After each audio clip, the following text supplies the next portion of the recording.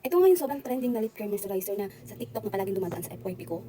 So, 2 days ko na siyang ginagamit. Napapansin ko yung lips ko, parang mapula-pula na siya. Maputla kasi talaga ako. So, papakita ko sa inyo ngayon kung gaano siya kaganda talaga. Nabili ko nga ito ng 130 pesos, pero ngayon naka-sale na siya. 119 na lang. 119 na lang ang lip care moisturizer. Hindi ko alam kung hanggang kailan ito mag-sale, pero hanggang sales pa, click nyo na yung yellow basket. Para makita ngayon. So, ngayon papakita ko sa inyo kung gaano siya kaganda sa lips. Maganda to sa mga dry lips. Kung dry yung lips mo, bumili ka na nga. Ganito siya. Pagbukas mo, ito yung makikita mo. May pa-mirror siya. Yan. Tapos may pinaka-cover siya. Tapos yung pinaka-heart niya na dito nilalagay. Lip applicator ngayon. Noong hindi ko pa nga alam ito kung na lip applicator pala to. Yan. Tapos, ayan na siya nabawas ko.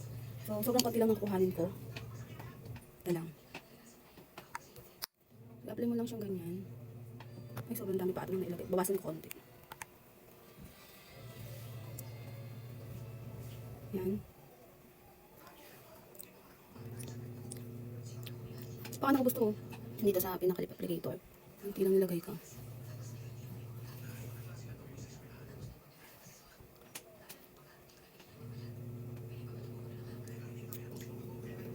Sobrang ganda niya.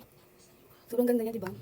Pag pinatagal mo ito pa siya 1 minute, 2 minutes, lalo siyang mag-i-stay sa lips mo. Ngayon, saka mo siya. Kung gusto naman ng medyo matte, punasan mo siya ng tissue. Punasan natin ng tissue.